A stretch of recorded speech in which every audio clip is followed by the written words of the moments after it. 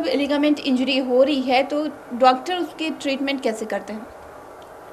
Ligament injury जब होती है उस टाइम अगर हम घुटने का लेके चले जो सबसे कॉमन है, तो उस टाइम तो जब मरीज़ आते हैं लिगामेंट इंजरी जिस टाइम हुई रहती है उस टाइम तो काफ़ी दर्द होता है, घुटने में स्वेलिंग होती है, तो उस टाइम तो हम लोग एक सिंपल रेस्ट देते हैं, एक ब्रेस लगा देते हैं, बेल्ट टाइप का स्ट्रक्चर होता है उसको ब्रेस बोलते हैं, नी ब्रेस लगा देते हैं, साथ में दवाइयाँ देते हैं। अगर ब्लड जमा हो जॉइंट के अंदर तो ब्लड को निकाल दिया जाता है सिरिंज के माध्यम से, फिर मरीज़ को कुछ दिनों की दवाई दी जाती है, फिर से उसको दोबारा रीअसेस करने के लिए बुलाया जाता है 2 डेज़ 3 डेज़ के बाद। अगर जॉइंट में काफ़ी स्वेलिंग और दर्द है, एक बार हम लोग अपना एग्जामिनेशन कर लेते हैं, क्लिनिकल एग्जामिनेशन करके देख लेते हैं कि इसमें कोई लिगामेंट इंजरी है।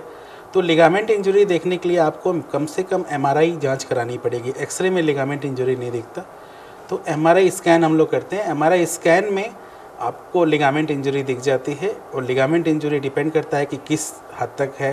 कभी कभी लिगामेंट जो होते हैं वो पार्शियली टियर होते हैं, थोड़ा सा टूटता है, कभी कभी कंप्लीट टियर होता है कि पूरा का पूरा फाइबर, सारे ही फाइबर टूट जाते हैं।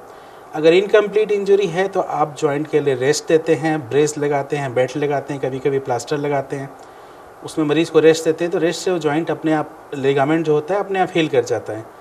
लेकिन ज़्यादातर केसों में जहाँ कंप्लीट इंजरी होती है, like complete ACL tear, complete PCL tear, उन प्रॉब्लम्स को डील करने के लिए हमें ऑपरेशन ही करना पड़ता है।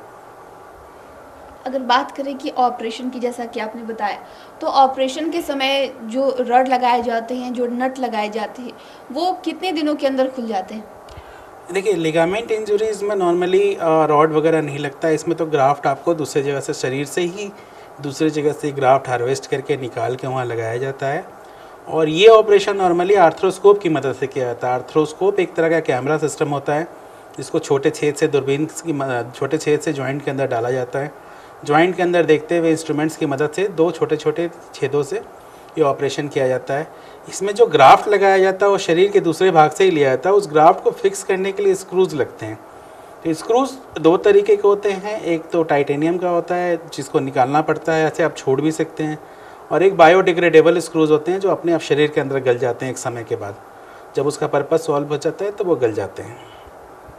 तो अगर बात करें कि जो ऑपरेशन हो रहा है, तो ऑपरेशन के बाद अगर किसी को क्या वो फिर से अच्छे से चल फिर पाता है, या फिर उसको चलने में कोई समस्याएं होती?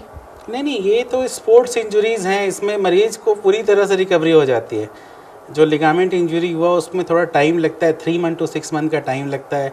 मरीज़, इवन प्रोफेशनल जो प्लेयर्स हैं उन लोगों ने भी वो लोग भी आते हैं, अपना ऑपरेशन कराते हैं और वापस अपने स्पोर्ट्स में लौट जाते हैं 3 से 6 महीने के अंदर। वो डिपेंड करता है आपको क्या इंजरी है, और टाइम पीरियड उसी पर डिपेंड करता है। रिकवरी इसमें काफ़ी हद तक 99-98% रिकवरी होती है। पहले वाले कंडीशन पर ही वापस चले जाते हैं, कोई प्रॉब्लम नहीं आती है। और प्लस ये की होल सर्जरी है तो बहुत ज़्यादा नॉर्मल टिश्यूज़ को कोई डैमेज भी नहीं होता। आर्थ्रोस्कोपिक सर्जरी बहुत ही सेफ़ और एफिशिएंट है लिगामेंट इंजरीज़ को टैकल करने के लिए।